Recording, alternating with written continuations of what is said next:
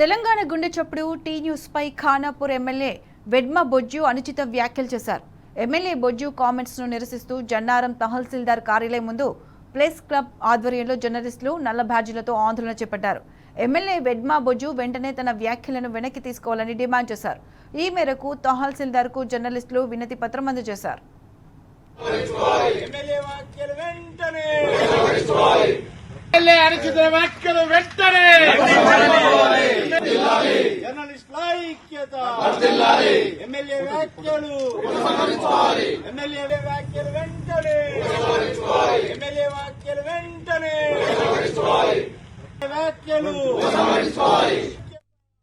ఒక వాట్సాప్ గ్రూపుల్లో unparliamentary words వాడుతూ స్థానిక శాసనసభ్యులైనటువంటి బొజ్జు గారు మెసేజ్ చేయడంతో ఒక ప్రజాప్రతినిధిగా ఎన్నికైన నియోజకవర్గంలో ప్రజాప్రతినిధిగా ఉండి తాను ఈ విధంగా మాట్లాడడం సరైంది కాదు అని మేము వార్తా కథనాన్ని ప్రచారం చేయడం జరిగింది.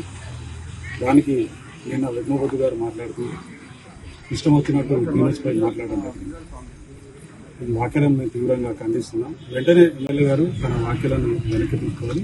ఇవాళ ఖానాపూర్ నియోజకవర్గ ప్రజలు ఏదైతే ఆకాంక్షలతోటి తనను గెలిపించినారో వారి ఆకాంక్షలను తీర్చాల్సిన బాధ్యత స్థానిక ఎమ్మెల్యే పైన ఉన్నది.